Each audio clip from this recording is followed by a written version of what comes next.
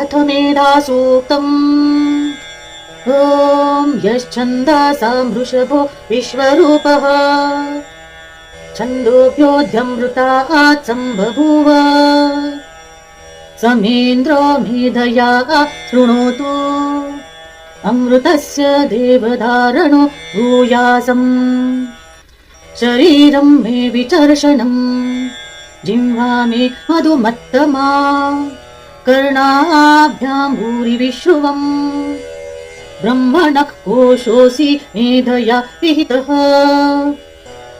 श्रुतं मे गोपाय। ॐ शान्ति शान्ति शान्तिः।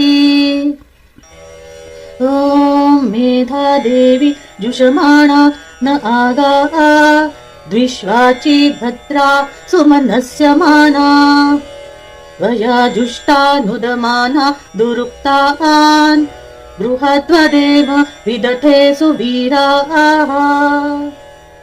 त्वया जुष्ट ऋषिर्भवति देवी त्वया ब्रह्मागत श्रीरुत त्वया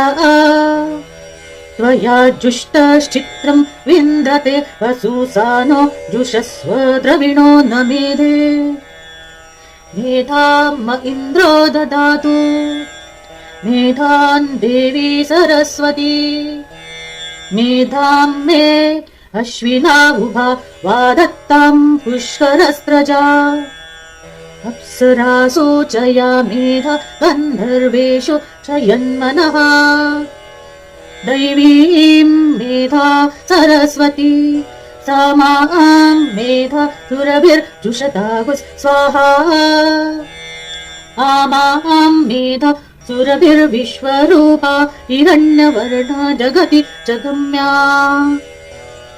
ऊर्जस्वती पयस्स बिन्वमाना सा मां मेधा सुप्रतीका जुषन्ताम् मयि मेधां मयि प्रजां मयि अग्निस्तेजो दधातु मयि मेधां मयि प्रजां म इन्द्र इन्द्रियं दधातु मयि मेधां मयि प्रजां मयि सूर्यो व्राजो दधातु ॐ हंस हंसाय विद्महे परमहंसाय धीमहि तन्नो हंस प्रचोदयात्।